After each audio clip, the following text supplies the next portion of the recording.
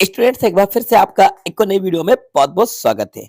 तो आज की इस वीडियो में आपके लिए लेकर आया हूं हमारी क्लास 10th इंग्लिश का प्रैक्टिस क्वेश्चन पेपर सेट ए। तो वीडियो को स्टार्टिंग से लेकर एंड तक जरूर देखिएगा, क्योंकि स्टूडेंट्स फरवरी में जो हमारा इंग्लिश का एग्जाम होने वाला है, सेम इसी तरह से पेपर हमारे इंग्लिश एग्जाम का आएगा।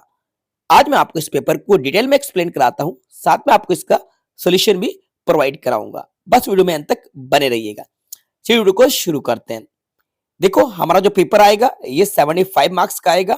25 मार्क्स जो हमें मिलेंगे ये हमें प्रोजेक्ट वर्क के मिलेंगे, जो कि आपके पर्टिकुलर सब्जेक्ट के टीचर के द्वारा आपको दिए जाएंगे।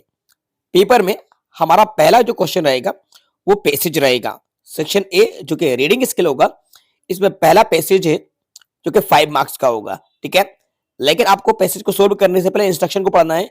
Read all the question carefully, यानी कि सभी क्वेश्चन को केयरफुली आपको रीड करना है और हर क्वेश्चन के सामने उसके नंबर दिए गए होंगे। ठीक है, तो पहला हमारा जो क्वेश्चन होगा वो पैसेज होगा, जो कि सेक्शन ए रीडिंग स्किल में। तो इस पैसेज को आपको केयरफुली रीड करना है। तो मैं आपको फिलहाल नीचे की तरफ लेके चलता हूं। ये पूरे का पूरा पैसेज है। इस पैसेज को स्टार्टिंग से लेकर एंड तक आपको रीड करना है। जैसे कि यहाँ पे लिखा हुआ है, today perhaps your only association with the word polio is the 7 oral vaccine that protects children from the disease. तो इस पैसेज को केयरफुली आपको रीड करना है। ठीक है, रीड करने के बाद आपको करना क्या है, आपको नीचे आ जाना है और नीचे आपको क्वेश्चन को पढ़ना है और हर एक क्वेश्चन का आंसर आपको पैसेज में सर्च करके देना है। ठीक है, एक नंबर का एक क्वेश्चन आपका होगा। इस तरह से आपके टोटल 5 क्वेश्चन होंगे, नंबर भी आपको 5 मिलेंगे। तो हमारा पहला क्वेश्चन है, the narrator of the passage is a patient of, यानी कि इस पैसेज का जो नरेटर है वो किस चीज का मरीज था। तो देखो, ये जो पैसेज है, इस पैसेज में बात पोलियो की चल रही है, तो नरेटर पोलियो का पेशेंट था। किसका था? पोलियो का। तो यहाँ पे ये जो आंसर मिलेगा पोलियो। अब इसको देखते हैं कौन से ऑप्शन में है, जो कि ऑप्शन नंबर बी में है। तो राइट आंसर हमारा बी है, polio is the right answer. ठीक है, क्वेश्चन नंबर फर्स्ट का राइट आंसर बी पोलियो है। अब आते हैं सेकंड क्वेश्चन पे। तो सेकंड नंबर का जो क्वेश्चन है, इसमें लिखा हुआ है, to say something about the future is too. Future के बारे में कुछ कहने को क्या कहा जाता है? वर्डिक्ट, प्रेडिक्ट, एडिक्ट या प्रोटेक्ट। तो बच्चों, फ्यूचर के बारे में पहले से कहना यानी कि भविष्यवाणी करना, और भविष्यवाणी करने को इंग्लिश में कहते हैं प्रेडिक्ट। क्या बोलते हैं? प्रेडिक्ट बोलते हैं। तो राइट आंसर हमारा क्या होगा? बी होगा, जो कि ऑप्शन नंबर बी में ही प्रेडिक्ट है। ठीक है, predict is the right answer. भविष्यवाणी करना, प्रेडिक्ट। तो सेकंड क्वेश्चन का राइट आंसर बी है। ठीक है स्टूडेंट, अब इसके बाद हम आगे बढ़ते हैं नेक्स्ट क्वेश्चन की तरफ, जो कि हमारा थर्ड नंबर का है। थर्ड नंबर का जो क्वेश्चन है उसको हम देखते हैं। तो स्टूडेंट, हमारा थर्ड नंबर का क्वेश्चन है, the narrator was the 7th child in a family that had. Narrator जो था वो अपनी फैमिली का 7वें नंबर का बेटा था, 7th चाइल्ड था। तो उनकी फैमिली में कितने बच्चे थे? How many children, how many children, यानी कि ये बताना है कि उनके जो परिवार था, फैमिली थी, फैमिली में कितने बच्चे थे। चलो अपन ऊपर चलते हैं, उसको सर्च करते हैं। देखो, ये लिखा है, I was the 7th child in a family of 4 pairs of brothers and sisters. 4 pairs यानी कि 4 पेयर थे। तो बच्चों, एक जो पेयर होता है उसमें 2 लोग होते हैं। तो अब 4 पेयर थे, तो 4 इंटू 2 इक्वल टू 8, यानी कि इनकी फैमिली में 8 बच्चे थे। 4 पेयर थे यानी कि 4 जोड़े, और 4 के कितने होते हैं? डबल, 8 होते हैं। तो राइट आंसर हमारा जो होगा ऑप्शन नंबर बी में है, 8 चिल्ड्रन। बात समझ में आई? तो नरेटर के फैमिली में 8 बच्चे थे। Right answer option number B में है, 8 चिल्ड्रन। ठीक है, अब आते हैं question number 4। Polio the dreaded disease mainly affect the. Polio जो है वो किस चीज को अफेक्ट करता है? चलो इसका भी आंसर हम ऊपर सर्च करते हैं। देखो, the dreaded disease which mainly affect the brain and the spinal cord, ये ब्रेन एंड स्पाइनल कोड को अफेक्ट करता है। तो इसको हम देखेंगे कौन से ऑप्शन में है। ऑप्शन नंबर ए में है, brain and spinal cord. A right answer है। ठीक है बच्चों, क्वेश्चन नंबर 4 का राइट आंसर ए है। सब आंसर आपको समझ में आ रहे होंगे। मैं आपको एक्सप्लेन कराता चल रहा हूं कि मेन एग्जाम में आपका जो पैसेज आएगा, आपको उसको भी इसी तरह से सोल्व करना है। क्वेश्चन को रीड करना है, आंसर को पैसेज में ही फाइंड आउट करना है, इजीली आपसे बन जाएगा। Question number 5, what made the narrator look like a foreigner. किस वजह से नरेटर फॉरेनर की तरह दिखता था? फॉरेनर मतलब होता है विदेशी। कैसे, क्यों दिखता था? चलो देखते हैं। देखिए यहाँ पे, I was so fair and brown hair that I looked more like a foreigner. I was so fair and brown hair, तो फेयर और ब्राउन कलर के हेयर थे, इसी वजह से नरेटर फॉरेनर की तरह दिखता था। तो इसका राइट आंसर मिलेगा he was fair and brown heard, ये राइट आंसर है। ठीक है, रेड हेयर्ड नहीं थे, ये भी नहीं थे, ये भी नहीं थे, ए इज द राइट आंसर। ठीक है, तो मैंने आपको 5 क्वेश्चन के 5 आंसर आपको बता दिए। 1 नंबर का 1 क्वेश्चन था, यहाँ पे नंबर दिए हुए हैं। ठीक है, इसी तरह से आपको सेकंड नंबर का जो पैसेज है इसकी प्रैक्टिस आपको करना है। इस सेकंड नंबर के पैसेज के आंसर आपको खुद फाइंड आउट करना है। एक पैसेज मैंने आपको बता दिया है, दूसरे की प्रैक्टिस आप करना है। अब इसके बाद आते हैं नीचे। नीचे आपको लेके चलते हैं और नीचे हम आएंगे क्वेश्चन नंबर सेक्शन बी पे, जो कि राइटिंग सेक्शन है। राइटिंग सेक्शन में जो क्वेश्चन है, read the following passage carefully and make notes, apply suitable title. यहाँ पे आपको नोट्स बनाना है और इसका टाइटल आपको प्रोवाइड कराना है, जो कि आपको 4 नंबर के मिलेंगे। कितने नंबर के मिलेंगे? 4 नंबर का मिलेगा। तो देखो बच्चों, नोट्स बनाने के लिए आपको करना क्या है, मैं आपको बताता हूं। आपको यहाँ पे लिखना है नोट्स, नोट्स आपको लिखना है।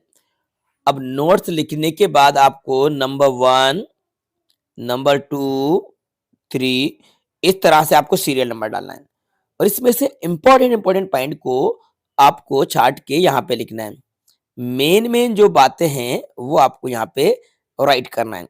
ठीक है, अब इसमें जो कनेक्टिंग वर्ड्स हैं, कंजक्शंस हैं, उनको हटाना है। सेंटेंस को बहुत ही ज्यादा शॉर्ट करके आपको यहाँ पे लिखना है। ठीक है, इसके बाद जिस टॉपिक के ऊपर ये पैसेज चल रहा है वही आपका टाइटल होता है। यानी कि रीड करके आपको ये पता लगाना है कि किस विषय वस्तु पे बात चल रही है, वो हमारा टाइटल हो जाएगा। तो आपको नीचे यहाँ पे लिख देना है टाइटल, और टाइटल लिखने के बाद यहाँ पे आपको नीचे टाइटल लिख देना है। ऊपर से लेके नीचे तक आपको मेन पॉइंट को निकालना है और मेन पॉइंट को निकाल के आपको लिखना है। ठीक है, ये कहलाते हैं नोट्स। समरी नहीं आती है, सिर्फ नोट्स बनाने के लिए आता है। कॉपी करना है, गिफ्ट के नंबर आपको मिलेंगे। ठीक है, वो कोई सा भी दे सकते हैं, जरूरी नहीं कि एग्जाम में ही आए, ये तो एक प्रैक्टिस है। इसमें से आप निकालेंगे। जैसे लिखो ना, chameleons can make their skin colour range, तो बस यहाँ तक आप लिख सकते हो एक पॉइंट, बट से आपको दूसरे में नहीं जाना है आपको। फिर यहाँ से सेकंड पॉइंट लिख सकते हो, it is a form of, ऐसे करके आपको ये मेन पॉइंट निकालना है, उनको लिखना है। ठीक है, ये आपके 4 नंबर का क्वेश्चन है। इसके बाद आते हैं 4th क्वेश्चन पे। ये एक एप्लीकेशन है, देखो, यू आर मयंक शर्मा, यहाँ पे नाम दिया है Mayank Sharma, student government high secondary school Datia. Application लिखना है प्रिंसिपल को, स्कूल लिविंग सर्टिफिकेट की, यानी कि एसएलसी की, एसएलसी की। तो बच्चों, एप्लीकेशन को लिखने का मैंने आपको एक फॉर्मेट बताया, एक रिसेंटली वीडियो अपलोड करी थी जिसमें मैंने आपको एक फॉर्मेट बताया, यानी कि एप्लीकेशन को लिखने का तरीका बताया है कि एप्लीकेशन को लेफ्ट में किस तरीके से लिखा जाता है। जैसे कि मैंने आपको बताया ना, टू टी कैपिटल बनेगा और स्मॉल बनेगा, इसके जस्ट नीचे आपको लिखना है द प्रिंसिपल, सब कुछ लेफ्ट चलता है। प्रिंसिपल, स्कूल का नाम यहाँ पे दिया है गवर्नमेंट हाई सेकेंडरी स्कूल, तो ये स्कूल का नाम यहाँ पे नीचे आ जाएगा। ठीक है, फिर आपको डेट डालना है, नाम आपको सर नेम के साथ मयंक शर्मा यूज करना है आपको। प्लेस का नाम आपको यहाँ पे दतिया दिया है, तो आपको दतिया यूज करना है। क्वेश्चन में जो स्कूल का नाम दिया है वो लिखना है, स्कूल का नाम भी वही लिखना है, प्लेस का नाम भी वही लिखना है। इस तरीके से आपको इस एप्लीकेशन राइट करना है। ये पूरा फॉर्मेट जो मैंने आपको बताया था, उस फॉर्मेट के अकॉर्डिंग आप एप्लीकेशन लिख के आइएगा, इसकी प्रैक्टिस कर लीजिएगा, एसएलसी इंपॉर्टेंट को। ठीक है, अगर आपसे ये नहीं बनती तो आप कॉन्ग्रेचुलेशन का लेटर कर सकते हैं, ये लेटर भी इंपॉर्टेंट है। इनफॉर्मल लेटर है, तो इसको भी लिखने का मैंने आपको फॉर्मेट बताया है कि कॉन्ग्रेचुलेशन के या किसी भी लेटर को, इनफॉर्मल को कैसे लिखा जाता है। तो उस फॉर्मेट के अकॉर्डिंग आपको इन लेटर को लिखने की प्रैक्टिस करना है। ठीक है, फिर आपका ऐसे है, तो देखो ऐसे कौन कौन से हैं, इन इंडियन फेस्टिवल पे, wonder of science, my favourite leader, या माय हॉबी, इनमें से एनी वन पे आपको लेटर राइट करना है। और में आपको पैराग्राफ दिया हुआ है, तो ये और में आपको पैराग्राफ करना है। वैसे तो ज्यादातर स्टूडेंट ऐसे करेंगे। एक पिक्चर गाइडेड कंपोजिशन आता है, तो देखो picture guided composition question, on the basis of the picture given below describe how we can prevent our self from कोविड-19। तो ये एक पिक्चर दी गई है, तो आपको कोविड-19 से प्रिवेंशन के लिए एक पैराग्राफ आपको लिखना है। तो ये इस इमेज को देखकर आपको एक पैराग्राफ में राइट कर देना ना, we should wash your hands और यूज सोप, ये सारी चीजें आपको यहाँ पे लिखना है। तो ये आपका एक 3 नंबर का क्वेश्चन आएगा। अब आते हैं सेक्शन सी। मैं ग्रामर को भी आपको एक्सप्लेन कराता हूँ, सेक्शन सी जो कि काफी ज्यादा इंपॉर्टेंट है। Fill in the blanks any 5, 5 आपको करने के लिए आएंगे, 5 नंबर इसके मिलेंगे। क्वेश्चन फर्स्ट है, he knows the boy is wearing a blue shirt. तो इसका जो राइट आंसर है ये हु होगा। He knows the boy who is wearing a blue shirt. देखो यहाँ पे पर्सन वाली बात चल रही है, तो यहाँ पे हु राइट आंसर होगा, जिसका मतलब होगा जो। Who is wearing a blue shirt, वह उस लड़के को जानता है जो ब्लू शर्ट पहने हुए है। हु एक रिलेटिव प्रोनाउन है। विच का यूज हम करते हैं नॉन लिविंग थिंग के लिए, और वेयर का यूज करते हैं प्लेस के लिए। तो यहाँ पे विच और वेयर नहीं आएगा, हु बिल्कुल सुटेबल आंसर है। When I was young, I blink space climb trees। तो बच्चों इसका जो राइट आंसर होगा ये कुड का होगा, क्योंकि पास्ट की हैबिट को बताने के लिए, पास्ट की एबिलिटी या कैपेसिटी को बताने के लिए कुड लगाते हैं। तो व्हेन आई वाज यंग, जब मैं यंग था, आई कुड क्लाइम ट्रीज, में क्लाइम मतलब ट्री पे चढ़ सकता था, तो कुड राइट आंसर है। How sugar do you take in tea. तो बच्चों ये जो शुगर है ना, ये सिंगुलर अनकाउंटेबल नाउन है, और सिंगुलर अनकाउंटेबल नाउन के बिफोर हम मच का यूज करते हैं, तो मच राइट आंसर होगा। How much sugar do you take in tea. Ganga is a sacred river. Ganga के पहले आर्टिकल द लगेगा, रिवर के पहले द लगता है, तो राइट आंसर द है। सिंकल डाइट कैंसर, तो यहाँ पे ऑफ का यूज किया जाएगा। डाइड के साथ ऑफ का यूज होता है, डाइड ऑफ होता है, पता है आपको, मैंने पहले बता दिया है, ऑफ राइट आंसर होगा। He wanted to an engineer, to है तो यहाँ पे वर्ब की फर्स्ट फॉर्म यूज करेंगे become. He wanted to become an engineer, to infinitive है, V1 का यूज किया जाएगा, तो V1 यहाँ पे बिकम है, बिकम। अब आते हैं डू इज डायरेक्टेड पे। इसके बाद 5 नंबर के आपके डू इज डायरेक्टेड आएंगे, तो 5 नंबर की डू इज डायरेक्टेड भी मैं आपको यहाँ पे एक्सप्लेन कराता हूँ, सेम इसी तरह से क्वेश्चन आएंगे। He did his work well, change into negative. तो बच्चों यहाँ पे हमें सेंटेंस को चेंज करना है, सेंटेंस को नेगेटिव में चेंज करना है। पहले इसको पहचानो, ये पास्ट इंडेफिनिट का सेंटेंस है, क्योंकि डिड जो है ये V2 है, यानी कि डू की सेकंड फॉर्म है डिड। तो डिड हम पास्ट में यूज करते हैं। जब पास्ट का है तो इसको नेगेटिव बनाते हैं, कैसे बनेगा देखो।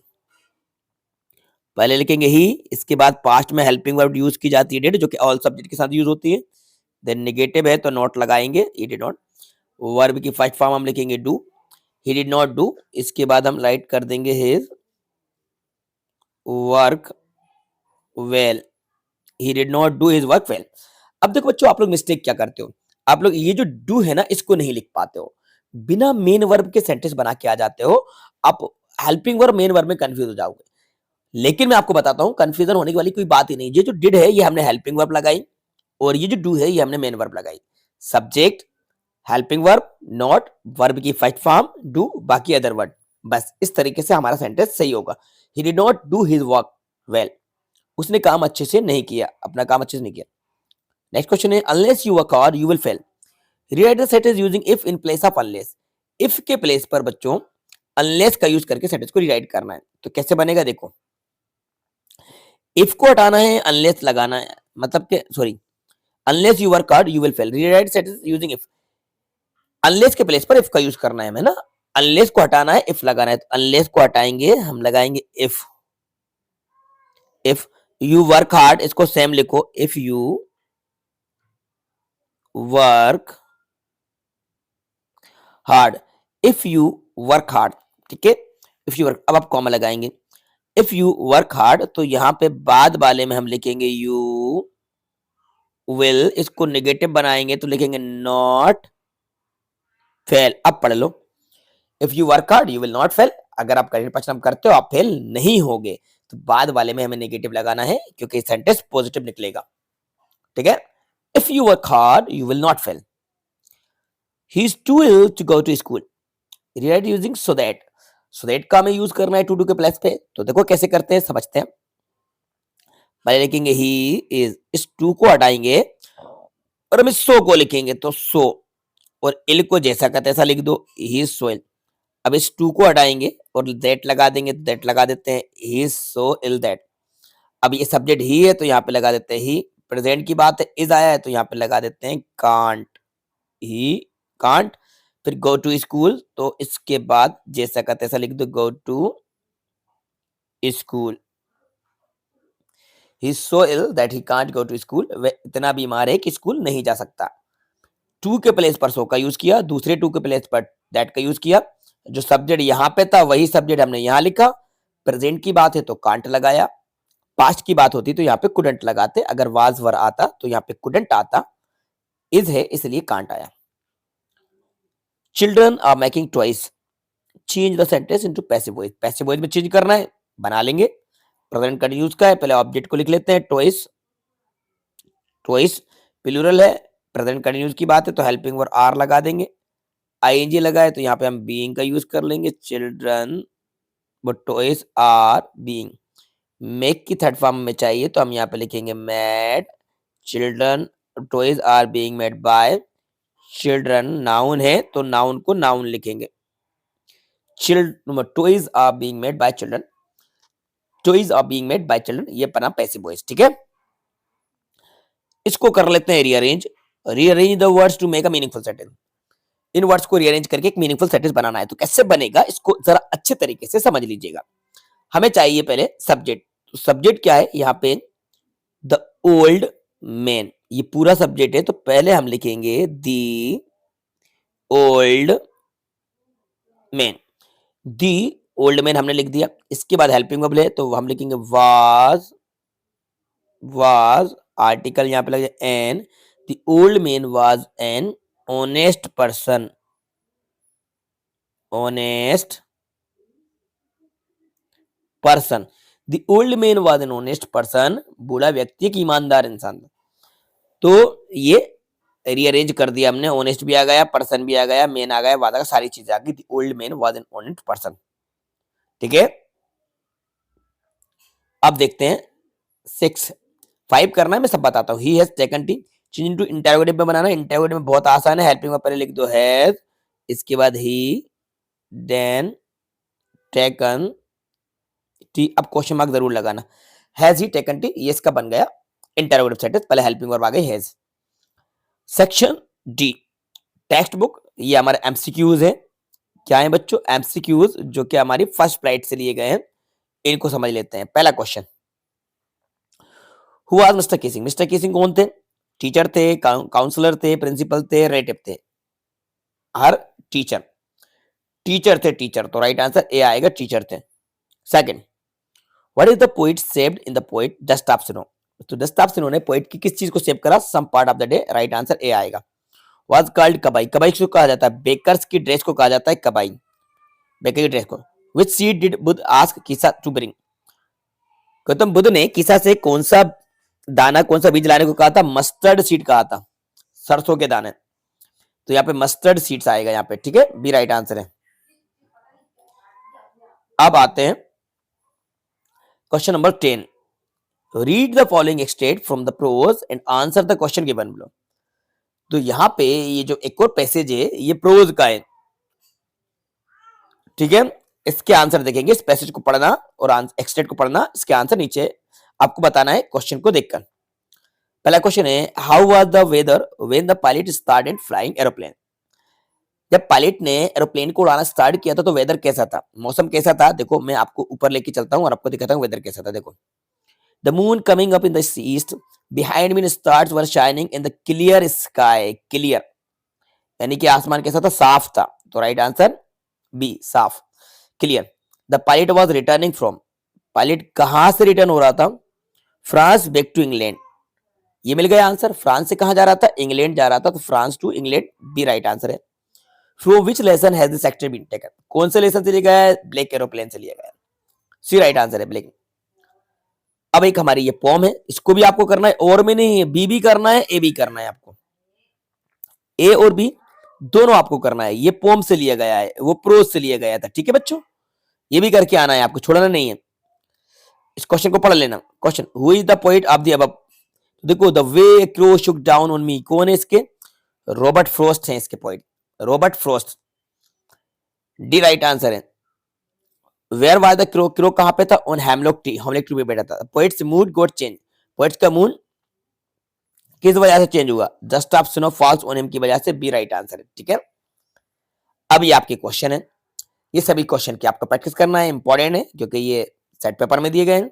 Why does courage mean to Mandela, why did Anne think she could confide more in her diary than people, ये सभी क्वेश्चन आपके इंपॉर्टेंट है, ये देख लीजिए। और नीचे इन क्वेश्चन को आप राइट करके देखिए, क्योंकि ये टाइम प्रैक्टिस करने का है। तो ये जितने भी क्वेश्चन आपको यहाँ पे दिए गए हैं, इन सभी क्वेश्चन की आपको प्रैक्टिस करना है, सभी के आंसर आपको राइट करके देखना है। जो क्वेश्चन लर्न नहीं है तो उनको आपको लर्न करना है, जो लर्न है तो उनको आपको और अच्छे से प्रैक्टिस करना है। उनमें से मिस्टेक आपको देखना है, कहीं स्पेलिंग मिस्टेक तो आप नहीं कर रहे हैं। ओके स्टूडेंट, तो ये पूरे का पूरा आपका set paper, practice set paper A था, जो मैंने आपको एक्सप्लेन करा दिया है। बस क्वेश्चन आने की प्रैक्टिस आपको करना है और एप्लीकेशन आपको लिख के देखना है, ऐसे आपको लिख के देखना है, एक पैसेज आपको बना के देखना है। तो बाकी 70-80% मैंने आपको इसका सॉल्यूशन प्रोवाइड करा दिया है, बाकी चीजें आपको खुद से करना है और एक बार खुद से प्रैक्टिस करना है। अब सेम एज इट आपका जो पेपर आने वाला है फरवरी में, वो ऐसा ही आएगा। ये सभी क्वेश्चन आपके इस तरह से ही आएंगे, क्वेश्चन बदल सकते हैं लेकिन पैटर्न आपका यही रहने वाला है। तो इस पेपर के अकॉर्डिंग प्रैक्टिस कीजिए। मैं सेक्शन इसका सेट पेपर बी, सी, डी भी लेकर आऊंगा, बस आपको इनकी प्रैक्टिस करना है। तो बच्चों, आई होप आपको ये वीडियो पसंद आई होगी, तो वीडियो को लाइक जरूर कीजिएगा, अपने सभी दोस्तों के साथ ज्यादा से ज्यादा शेयर भी कीजिएगा। और अगर आपने अभी तक चैनल को सब्सक्राइब नहीं करा है तो चैनल को जरूर सब्सक्राइब कर लीजिएगा, साथ में बेल आइकन प्रेस कर दीजिएगा, सो दैट आपको आने वाली वीडियोस के नोटिफिकेशन सबसे पहले टाइम पर मिलते रहेंगे। Thanks for watching.